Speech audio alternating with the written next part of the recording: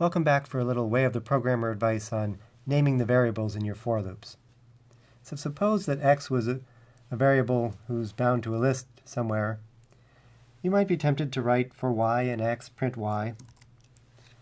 The problem is, if you haven't looked at this code in a while, and x was defined somewhere above this code, like what is x? You haven't given it a name that gives any suggestion that it's even a list, much less what it's a list of. And I have for y and x, also I'm not, with my code here, I'm not giving any hint as to what kinds of items are supposed to be in x. So this is, if it's a very simple for loop, you might be able to get away with this and still be able to understand what's going on. But it's really going to be helpful if you give more meaningful names. And one bit of advice I have is to, whenever you're having a variable name that's going to refer to a list, give it a plural noun as its name. And whenever you're going to have an iterator variable, give it a singular noun. So here's an example in my next code window. I have a variable called genres. And because it has a plural name with an S on the end, I kind of expect it to be probably a sequence. Then I took my iterator variable, and I chose to make it be a singular noun.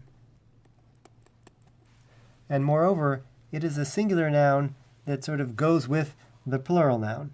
So each item in a list called genres is going to be one genre.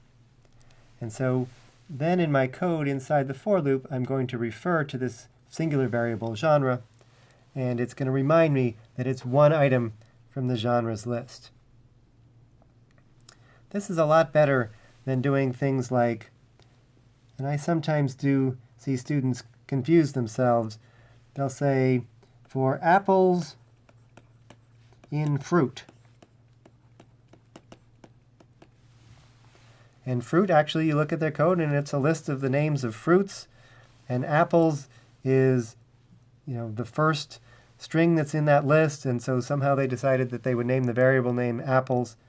But this will be very confusing to read because you get 4 lines into the code and you see apples somewhere.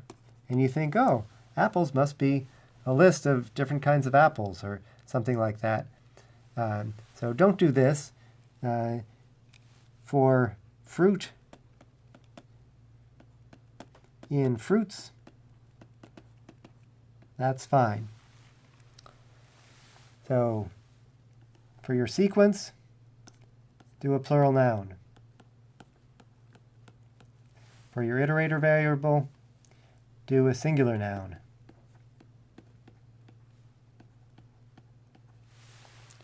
Follow that little convention and you'll save yourself a lot of confusions as you're coding.